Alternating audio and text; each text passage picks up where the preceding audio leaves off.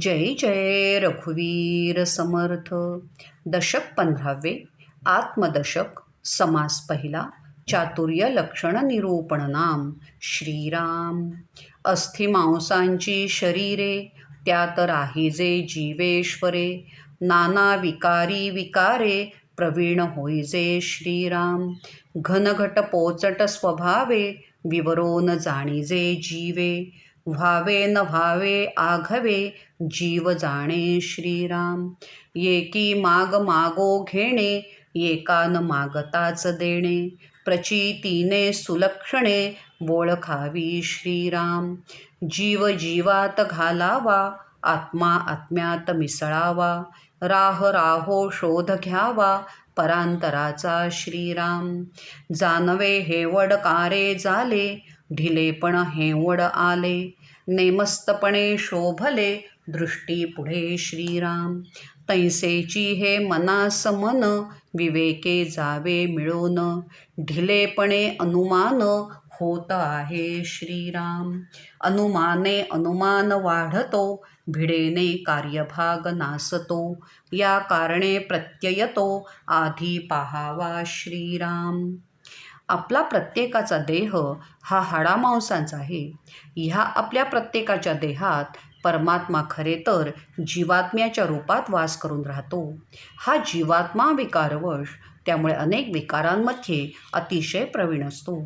स्थूल म्हणजे दाट काय आणि सूक्ष्म म्हणजे पातळ काय, तसेच देहाला काय हवे आणि काय नको हे जीवाला नेमकेपणाने समजते. या पृथ्वीवर काही जीव असे आहेत की त्यांना मागितल्याशिवाय काहीही मिळत नाही आणि मागितल्यावर सुद्धा मिळेल याची खात्री त्या जीवाला देता येत नाही. तर काही जीव असे भाग्यवान असतात की त्यांना काहीही न मागता भरपूर मिळत असते. हे जे भाग्यवान जीवात्मे आहेत त्यांची लक्षणे प्रत्यक्ष अनुभवल्यावर लक्षात येतात.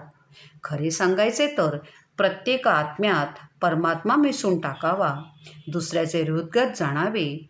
गळ्यातले जानवे ढिले पडले तर जानव्यातले सुताचे धागे एकमेकात गुंतून पडतात.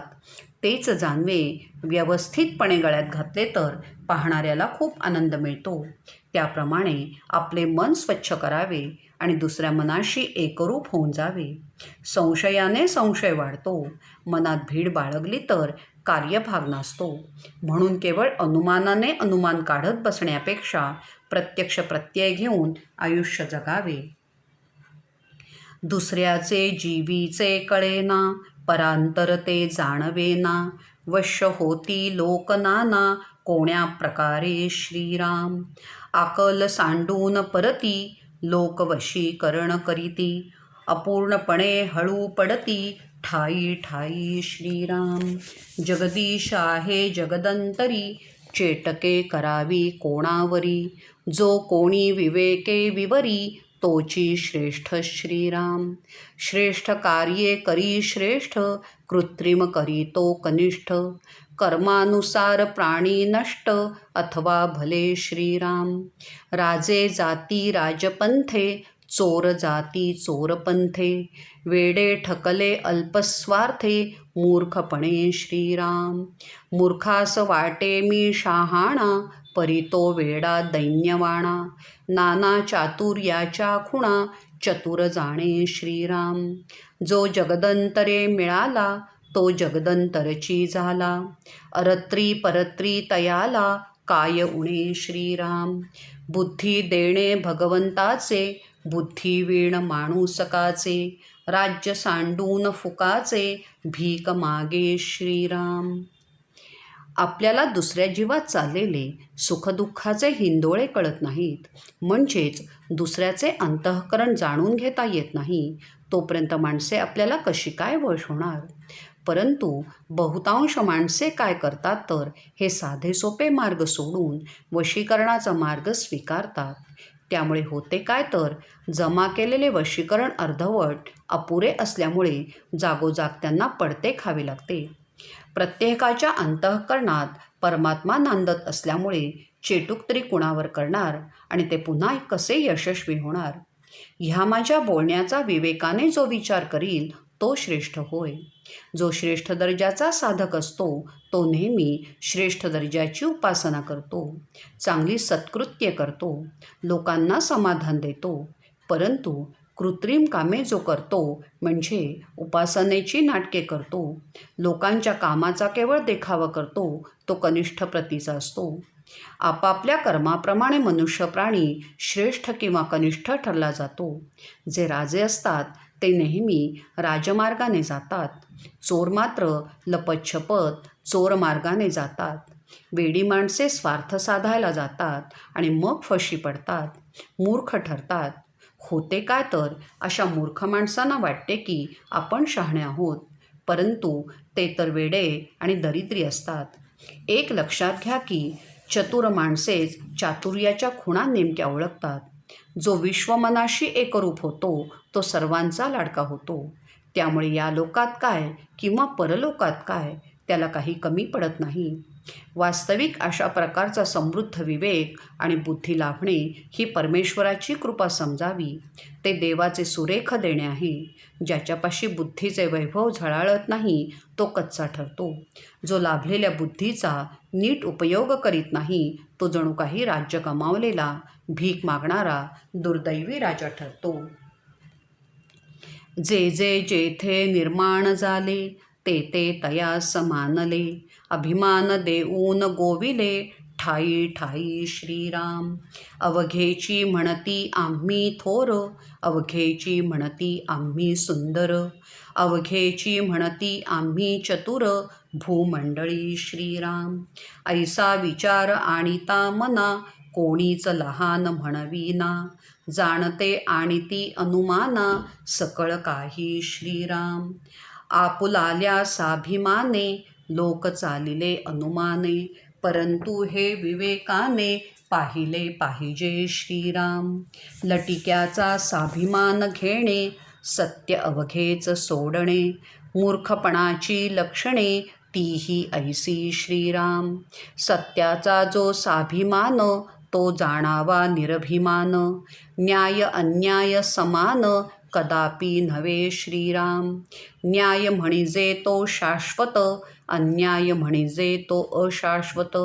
बाष्कळ आणि नेमस्त, एक कैसा श्रीराम. एक उघड भाग्य भोगिती, एक तस्कर पळोन जाती. एकांची प्रगट महंती, एकांची कानकोंडी श्रीराम. आचार विचारे विण, जे जे करणे तो तो सीण. धूर्त आणि विचक्षण, तेची शोधावे श्रीराम. प्रत्येक जीवाला आपल्या ठिकाणी निर्माण होणारी प्रत्येक गोष्ट मनापासून आवडते. त्या प्रत्येक जीवाला त्याच्याजवळ असणाऱ्या गोष्टीचा अभिमान वाटत असतो. प्रत्येकाला वाटत असते की आपण श्रेष्ठ आहोत. प्रत्येकाला वाटते की आपण खूप सुंदर आहोत. प्रत्येकाला वाटते आपण चतुर आहोत. थोडक्यात काय तर कुणी स्वतःला कुठल्याच बाबतीत लहान मानत नाही. परंतु जे विवेकी बुद्धिमान लोक आहेत त्यांना मात्र खऱ्या खोट्याचा नेमका अंदाज असतो. जे लटिके आहे, खोटे आहे, त्याचा उगीचच अभिमान बाळगणे, सत्व सोडून देणे ही मूर्खपणाची लक्षणे आहेत. जो सत्याचाच फक्त अभिमान बाळगतो तो वास्तविक निरभिमानी असतो. न्याय आणि अन्याय एकच म्हणजे समान कधीच नसतात. न्याय म्हणजे शाश्वत आणि अन्याय म्हणजे अशाश्वत. बाष्कळपणा आणि व्यवस्थितपणा एकच कसे काय म्हणणार. काही लोक उघडपणे वैभव भोगतात, काही चोर पळून जातात. एक प्रकटपणे महंतपद भोगतात, काही कोपऱ्यात असलेल्या 4-5 शिष्यांपुरते महंत होतात. एक लक्षात घ्या की जिथे आचार आणि विचार नाही ते जगणे व्यर्थ, त्यांचे करणे व्यर्थ. धूर्त आणि चतुर माणसाचा म्हणूनच शोध घ्यावा.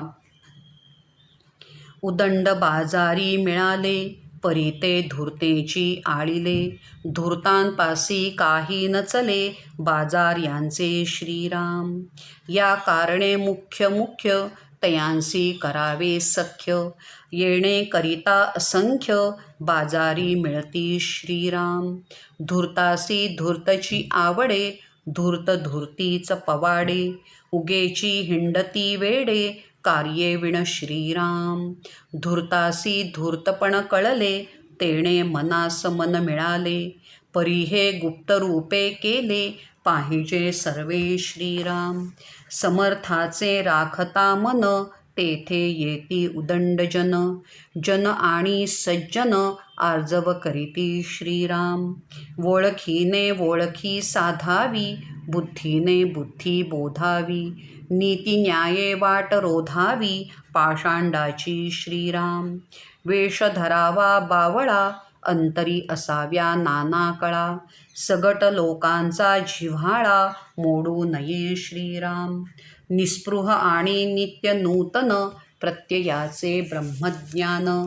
प्रगट जाणता सज्जन, दुर्लभ जगी श्रीराम. नाना जिनस पाठांतरे, निवती सकळांची अंतरे. चंचळपणे तदनंतरे, सकळा ठाई श्रीराम. येके ठाई बैसोन राहिला, तरी मग व्यापची बुडाला. सावधपणे ज्याला त्याला, भेटी द्यावी श्रीराम. भेट भेटो उरी राखणे, ही चातुर्याची लक्षणे. मनुष्य मात्र उत्तम गुणे, समाधान पावे श्रीराम. समाजात बाजारबुणगे लोक म्हणजेच सामान्य कुवतीचे लोक खूप वावरत असतात, परंतु चतुर आणि धूर्त माणूस या साऱ्यांना ताब्यात ठेवतो. कारण चतुर माणसापुढे कोणाचेच खरे तर चालत नाही. म्हणून आपण प्रमुख आणि महत्त्वाच्या चतुर माणसांना वश करून घ्यावे, त्यांच्याशी सख्य जोडावे. त्याचा एक फायदा असा की त्यांच्याशी सख्य वाढवल्यामुळे त्यांच्या ताब्यात असलेली ही सामान्य माणसे आपल्याला आपोआप वश होतात. एक लक्षात ठेवण्यासारखी गोष्ट म्हणजे चतुर माणसांना चतुर माणसेच खास करून आवडतात. चतुर माणूसच चतुर माणसांचे गुणगान गातो. वेडे लोक मात्र निरुद्देशपणे सर्वत्र हिंडत असतात. त्यांना काहीच कार्य करायचे नसते.